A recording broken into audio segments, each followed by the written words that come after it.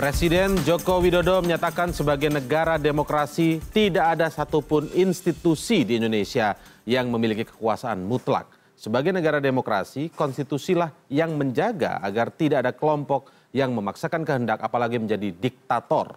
Hal itu dinyatakan oleh Presiden Joko Widodo di acara Simposium Internasional Mahkamah Konstitusi di Solo, Jawa Tengah. Presiden mengatakan merujuk konstitusi kita tidak ada satupun institusi yang memiliki kekuasaan mutlak dan apalagi seperti diktator. Konstitusi memastikan adanya perimbangan kekuasaan antara lembaga-lembaga negara.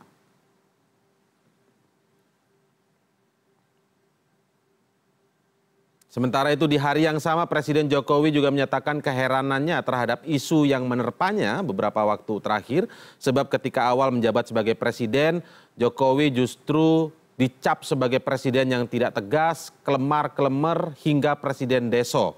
Namun kini justru di saat dirinya menegakkan undang-undang, dirinya malah dituduh menjadi diktator. Sebelumnya, Selasa yang lalu, Presiden Joko Widodo saat mengunjungi pondok pesantren Minhajur Rosyidin di kawasan Lubang Buaya Cipayung, Jakarta Timur, juga mengatakan hal yang serupa terkait status tentang dirinya di media sosial. Presiden mengatakan terkait kebijakannya, dirinya kerap disamakan dengan diktator. Selain bersilaturahmi dengan para ulama pesantren, Presiden juga meresmikan pembukaan Pasanggiri Nasional serta kejuaraan nasional tingkat remaja Perguruan Pencaksilat Nasional. Dalam kesempatan ini, Presiden juga sempat menyinggung soal unggahan tentang dirinya yang disamakan dengan diktator. Ya, nanti aja. Ini nggak usah takut. Grogi, Pak. Nggak usah takut, presidennya nggak diktator kok. Sekarang di medsos kan banyak yang menyampaikan bahwa Presiden Jokowi itu otoriter, diktator. Masa wajah saya kayak gini, wajah diktator. Silakan dikenalkan dulu. Isu abuse of power atau penyimpangan kekuasaan sebelumnya dihembuskan dalam pertemuan antara Ketua Umum Gerindra Prabowo Subianto dan Ketua Umum Partai Demokrat Susilo Bambang Yudhoyono di Cikeas pada 27 Juli lalu. SBY bersama dengan Prabowo menyampaikan akan mengawal jalannya pemerintahan agar tidak melewati batas. Harus mengatakan bahwa power must not go unchecked. Power, saya ulangi lagi, must not go unchecked.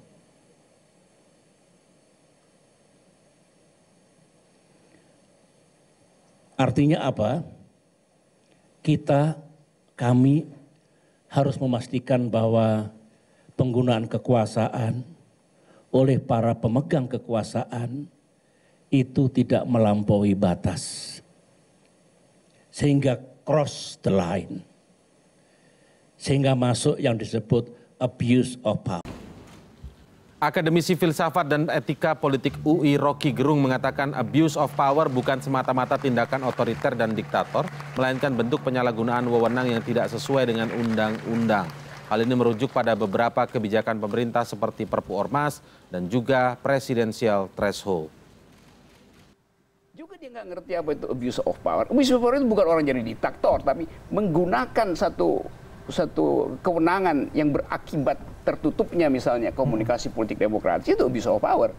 Melakukan tugas pemerintahan melampaui perintah undang-undang juga abuse of power itu. Jadi bukan yang absolut yang disebut abuse of power. Kalau udah absolut nggak lagi abuse of power. Itu udah betul-betul power mengangkangi. Oke. Kalau dengan diksi Sebagian kalangan menganggap langkah pemerintah membubarkan Hizbut Tahrir Indonesia melalui Perpu Ormas mengancam demokrasi di Indonesia. Penerbitan Perpu nomor 2 tahun 2017 yang mengatur tentang organisasi kemasyarakatan ini menghasilkan pembubaran organisasi HTI yang dinilai bertentangan dengan Pancasila. Kebijakan pemerintah membubarkan HTI dinilai Wakil Ketua DPR Fadlizon sebagai sebuah langkah yang otoritarian.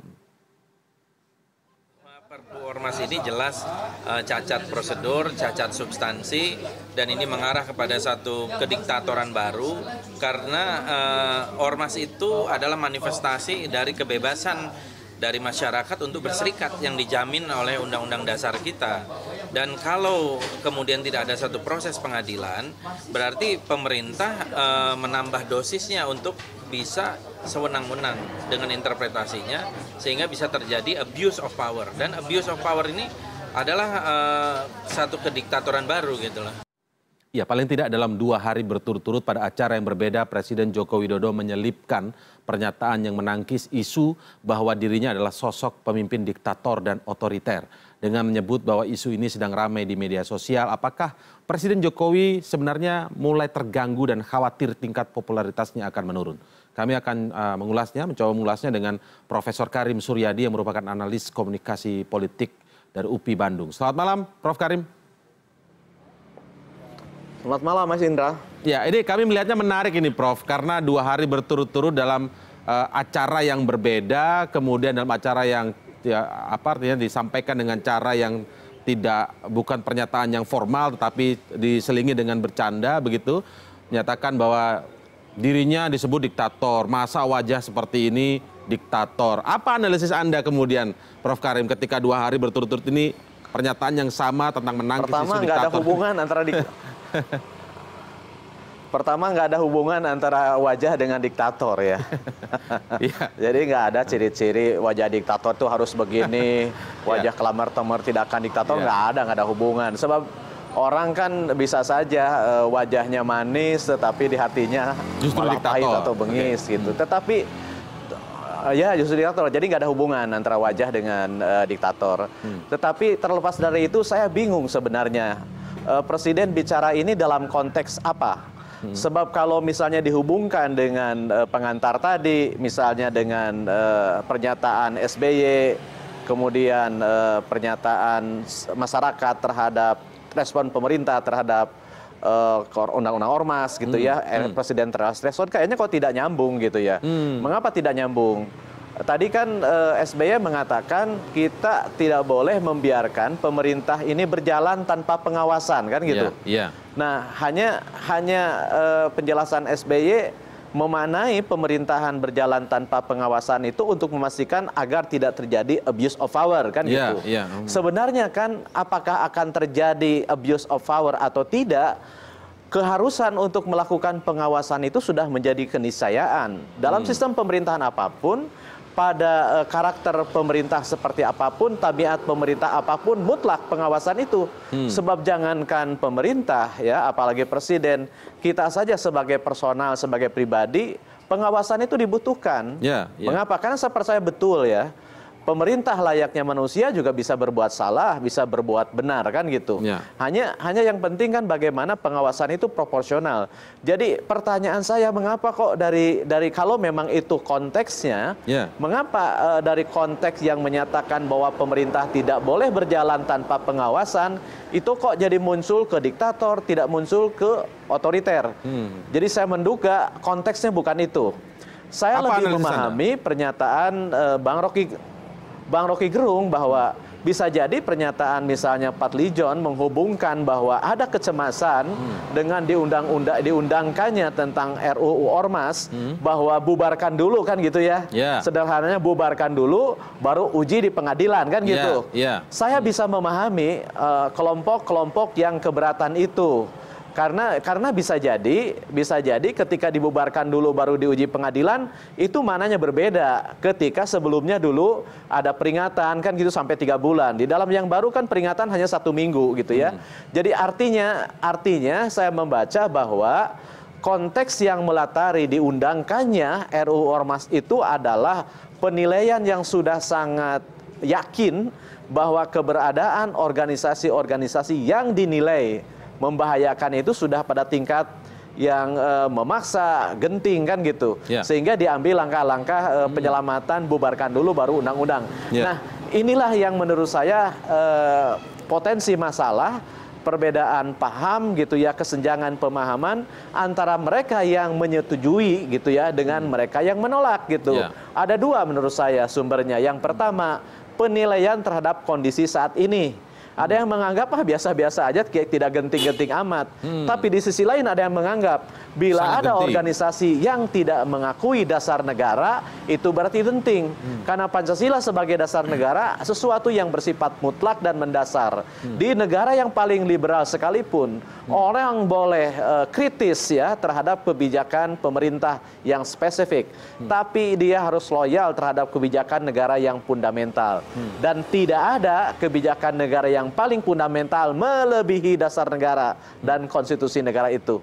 Jadi kalau dilihat dari situ saya bisa memahami. Nah, yang kedua sebenarnya kan bukan masalah perbedaan pemahaman tentang posisi dasar negara, ya. Bukan itu sebenarnya, baik yang menentang maupun yang setuju, tetapi cara-cara menangani organisasi yang dituduh gitu ya, yang tuduh memiliki dasar lain, itulah yang menyebabkan perbedaan. Ada yang menghendaki bahwa prosesnya dahulukan dulu pengadilan kan gitu. Karena kalau membubarkan dulu baru ke pengadilan, ini akan menjadi dianggap sebagai presiden buruk, dianggap sebagai tekanan yang luar biasa, bahkan bisa membarangus apapun kan gitu. Itu sebenarnya jadi saya melihat konteksnya dari sana lebih mungkin ya, lebih mengena gitu. Baik, Prof. Karim. Tapi ya sekali lagi kalau presiden ya. Kita tahan dulu Prof. Karim, kita tahan dulu. Nanti kita akan segera kembali karena juga ada pernyataan menarik tidak hanya kemarin tetapi kemudian hari ini seperti yang saya bilang 2 hari berturut-turut begitu ya.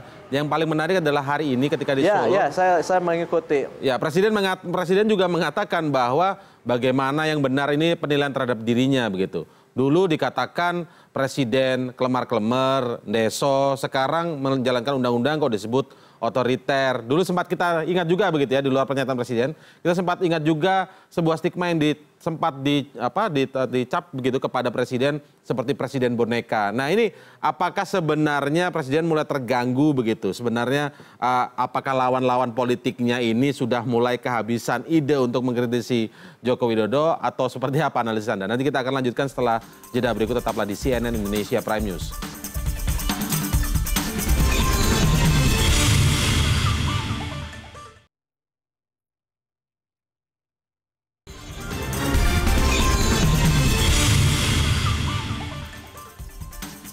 Di kesempatan hari ini juga Presiden kembali menangkis isu tentang diktator dan juga otoriter. Beberapa waktu sebelumnya memang sempat dikaitkan pernyataan dari petinggi politik lain begitu yang menyebut bahwa tidak boleh ada abuse of power. Lalu ini dikaitkan dengan soal keluarnya Perpu Ormas, di mana membubarkan terlebih dahulu baru kemudian diuji di pengadilan. Bahkan juga soal isu tentang presidensial threshold yang memaksakan 20-25%. Padahal dalam keputusan MK pemilu berjalan serentak. Ada anggapan bermacam-macam terkait dengan hal ini. Dan semuanya masih diuji materikan ke Mahkamah Konstitusi. Tapi yang menarik adalah ketika Presiden begitu Prof. Karim, kemudian hari ini justru mengaku bingung, mengaku heran. Dulu kok dicap Presiden boneka, Presiden deso, kelemar-kelemar, tetapi sekarang kok dicap diktator. Ini apa yang Anda tangkap tentang pernyataan Presiden ini Prof. Karim? Ya kalau Presiden bingung, saya lebih bingung gitu ya. Kenapa lebih bingung? Pertama, apakah orang yang menyatakan Presiden kelemar-kelemar dulu dengan Presiden diktator otoriter sekarang itu orangnya sama atau tidak? Kalau orangnya sama, nih sekali lah andai orang yang menyatakannya sama atau pihak yang menyatakan, ya andaikan. Karena saya tidak tahu dan kita tidak tahu siapa yang ngomong baik dulu maupun sekarang. Andaikan orang yang mengatakannya sama, artinya Presiden nggak usah gundah. Mengapa nggak usah gundah? Karena itu artinya pernyataan itu tidak memiliki koherensi. Dan dalam teori kebenaran, dalam komunikasi, sebuah pernyataan itu dinilai benar apabila koherens, apabila konsisten. Konsisten dengan apa? Konsisten dengan pernyataan sebelumnya yang sudah diyakini sebagai sesuatu yang benar. Nah, Presiden sebagai kelemar-kelemar kan tidak terbukti gitu ya. Karena sekarang dituduh sebagai memiliki sifat yang bertolak belakang. Jadi secara koherens tidak ada. Jadi nggak usah ditanggapi menurut saya. Nah kedua, kalau misalnya pengandaian lain, seandainya yang ngomong itu berbeda, berbeda orang, berbeda organisasi, berbeda situasi, ya itu wajar. Wajar kenapa? Karena bisa jadi orang menilai itu adalah sebuah pandangan snap of names gitu, artinya pandangan sesaat, pandangan sekejap, pandangan ketika Presiden bertindak dalam sebuah konteks gitu. Kalau ini terjadi, maka kurang pas gitu. Kalau membandingkan komentar orang masa lalu dengan sekarang, orangnya beda, situasi yang dihadapinya beda kan gitu. Ya. Maka dari itu menurut saya nggak usah terlalu risau lah kan gitu ya.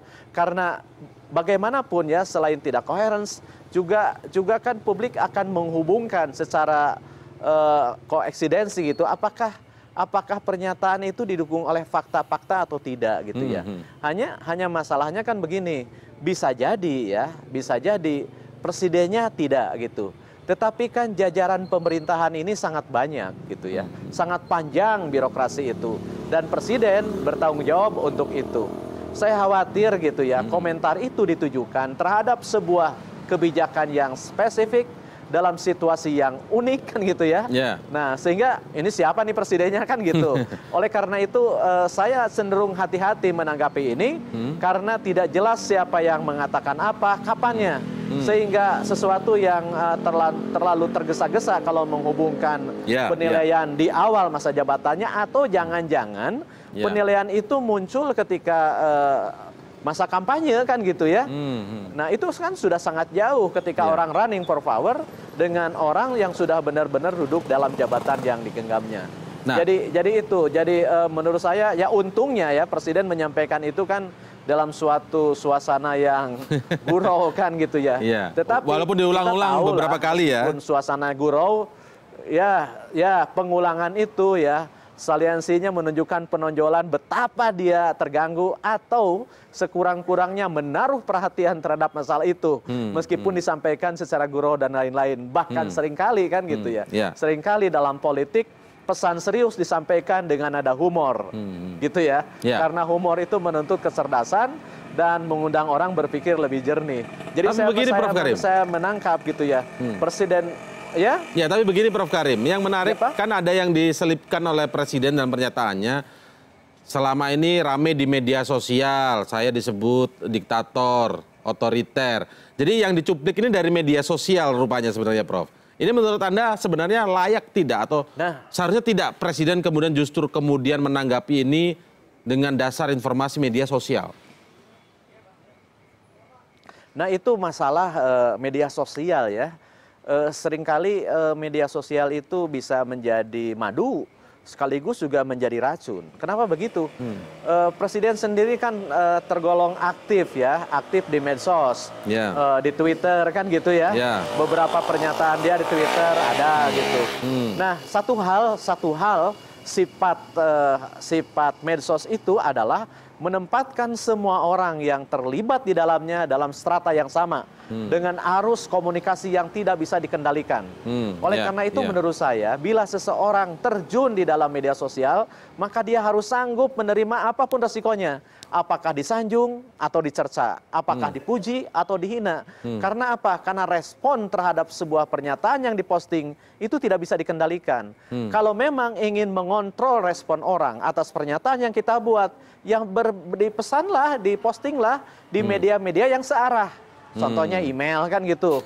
Saya tidak bisa menerima misalnya. Jadi kirimlah kepada orang-orang yang kira-kira mendulang pujian kan gitu. Jadi inilah hakikat revolusi teknologi komunikasi gitu ya. Yang menempatkan orang pada posisi yang sama. Tapi gitu. Prof, semua orang bisa kegundahan ini kan bisa saja juga dilihat ketika di media sosial kondisinya seperti itu. Mungkin untuk personal yang tidak terlibat dalam sebuah jabatan publik, misalnya personal-personal biasa, misalnya Prof. Karim atau saya begitu kan, itu harus siap, jangan tidak boleh emosional misalnya. Tetapi dalam konteks jabatan politik misalnya, kemudian wujud dari media sosial ini kan bukankah salah satu ukuran di dalam sebuah pemetaan kekuatan politik akhir-akhir ini, misalnya tentang popularitas, elektabilitas dan lain sebagainya. Kalau kemudian dibentuk sebuah opini publik dalam media sosial bahwa pemimpin yang sekarang ini cenderung diktator, otoriter, apalagi kemudian dikaitkan misalnya dengan beberapa peristiwa politik terakhir, dalam konteks misalnya ada yang kemudian saat itu mendukung dalam kontestasi Pilkada DKI tidak mendukung calon tertentu lalu kemudian dipidana, kemudian ada juga yang diproses hukum walaupun tidak terkait langsung soal itu ya. Ini ada semacam gambaran besar kekhawatiran jika opini ini terus dilakukan maka popularitas bisa saja menurun drastis. Ya, kekhawatiran itu beralasan ya, karena sekarang media sosial itu menjadi kekuatan yang sangat signifikan. Bila dulu misalnya awal-awal yang menjadi unsur geopolitik yang penting itu misalnya daratan, kemudian dan lautan. Sekarang tidak daratan, tidak lautan. Unsur yang berpengaruh menjadi pengaruh geopolitik itu ada media sosial. Jadi kalau dulu doktrinnya siapa menguasai laut, menguasai dunia, sekarang sepertinya siapa menguasai medsos, menguasai politik dunia. Mengapa begitu? Karena sekarang untuk menjadi berpengaruh, untuk menjadi tenar, untuk menjadi populer, untuk menjadi selebritis, kuncinya satu, terlibat. Keterlibatan gitu ya. Kan itu kan tidak jarang orang yang iseng gitu ya, mengunggah videonya lalu jadi viral kan gitu ya. Lalu dengan viral itu citranya naik, ada juga citranya turun. Oleh karena itu menurut saya langkah paling penting adalah mengenali kekuatan dan kelemahan itu. Bila tidak siap dengan semua risiko yang akan muncul dari medsos, jangan pernah bermain di media sosial, karena sekali lagi media sosial tidak mengenal status, tidak mengenal jabatan. Karena orang yang bermain di sana punya kesempatan yang sama, punya derajat sama untuk mengomentari, untuk mengkritisi, mendulang pujian atau memberikan pujian gitu. Baik, terima kasih Prof. Karim Suryadi atas analisis Anda malam hari ini. Selamat malam. Mas Indra.